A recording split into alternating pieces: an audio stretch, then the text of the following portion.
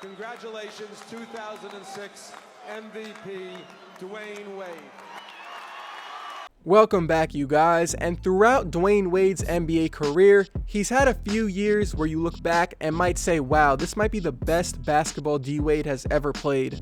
Remember, I will be factoring in regular season per game stats, some advanced stats, playoff performance, and just overall performance. When you get to the end of the video, let me know if you agree or disagree with the D Wade year I chose as his best. As always, definitely get in the comment box and let me know your reasoning of why this specific year is the best version of Dwyane Wade. I will be doing a video just like this for Kobe Bryant, so make sure to subscribe if you have not subscribed yet to keep up with the videos I will be dropping throughout the year. I'm going to be talking about 3 of Dwyane Wade's most notable years, so let's go into the first one.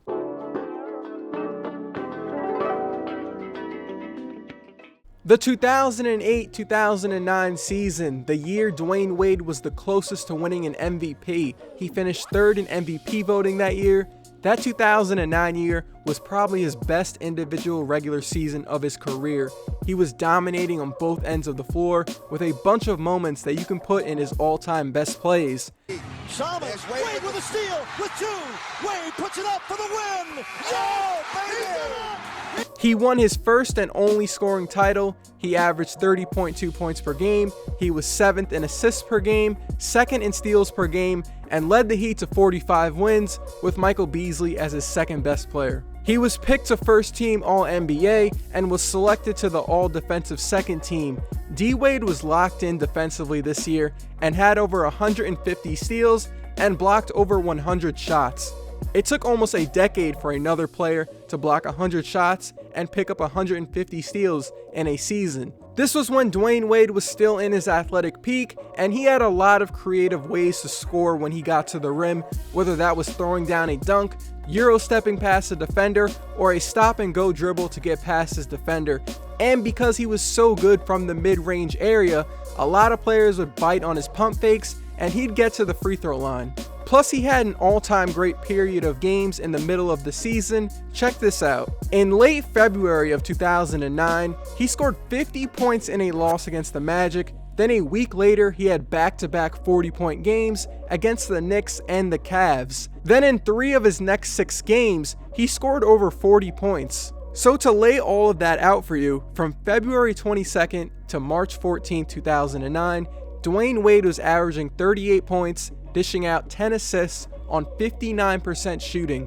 Just an absolutely ridiculous stretch of games. An NBA player putting up 38 points and 10 assists on almost 60% shooting in a game would be a career day, but for D Wade, he was able to do this over 11 games. That stretch of games from February to March really solidified that 2009 season as his best individually. That year was also D Wade's best year in PER and win shares. He had a 30.4 PER and racked up 14.7 win shares, which was 3rd in the NBA behind Chris Paul and LeBron. And let's just pretend LeBron did not exist that season and didn't carry the Cavs to 66 games.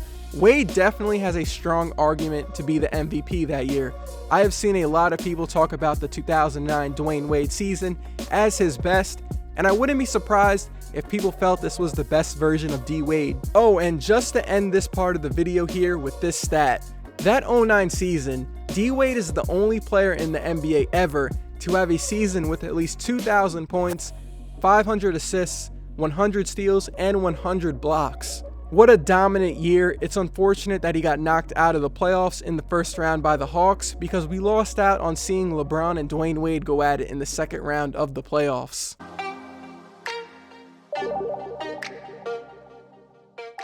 Now on to the 2010-2011 season. It is not on the thumbnail, but this year has to be considered as one of Dwyane Wade's best seasons. It was the first year of the Big Three era, and Wade had really good per game averages that season. He averaged 25 points, 6 rebounds, 4 assists, and shot over 50% from the field for the first time in his career in a regular season. After the Heat had an average start to the year, they went on a nice win streak in December of 2010, and Wade won NBA Player of the Month in December, and Wade was even hitting 3-point shots way above his normal percentage. In December of 2010, D-Wade was averaging almost 28 points, almost 7 rebounds, and dishing out 4 assists, and shot 39% on threes. But what gets this year on the list is the playoff performances against the Boston Celtics and the Dallas Mavericks in the finals. In the second round series against the defending Eastern Conference champions and the number 2 ranked defense,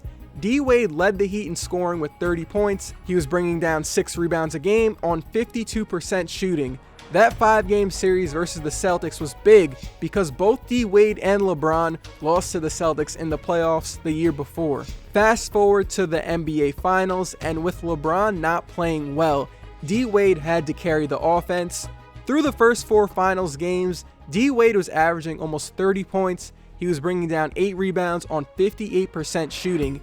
Even with the zone defense that was bothering LeBron and the rest of the Heat, Wade was able to get his and keep the Heat in the series. It definitely wasn't as dominant as his 2009 regular season, but I'm sure most NBA fans remember how good he was in that Boston series and in the NBA Finals.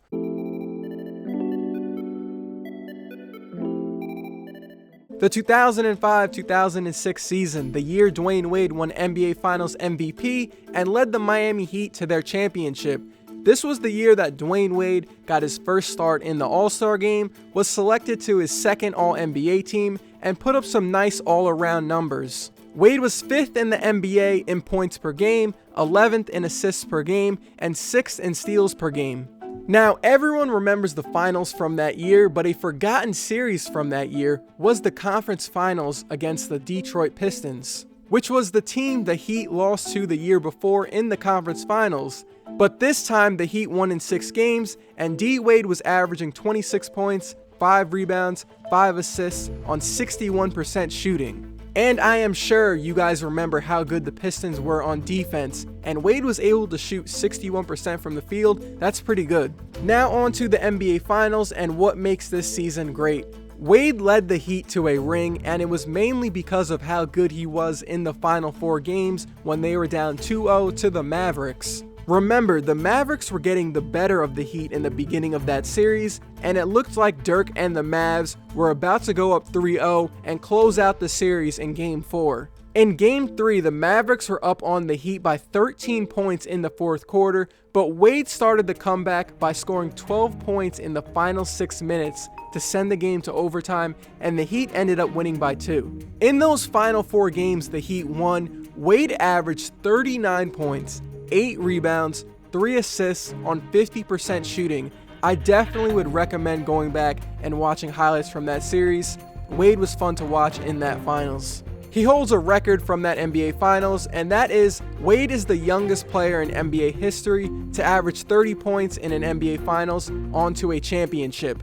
Wade was 24 years old when he averaged 34.7 points against the Mavs in that finals. Now, which season do I think is the best version of Wade? This is really tough, and it came down to the 06 and 09 season, but I have to go with the 09 year. Wade was so dominant throughout the year and put together probably one of the best 11-game stretches ever, putting up 38 points, 10 assists on almost 60% shooting, not to mention he was playing really good defense. I understand there wasn't much playoff success, but if he had a little bit better of a supporting cast, I'm sure the Heat would have been right up there with the Magic, Cavs, and the Celtics at the top of the East. Which year do you think is the best version of Dwyane Wade? Let me know your reasoning. I would not be mad if you picked the 06 year because his NBA Finals performance was amazing. If you made it to the end of the video, I appreciate it. Remember, I will be doing a video like this for Kobe in the coming days, so consider turning on notifications so you won't miss when I upload it. I will see you guys then.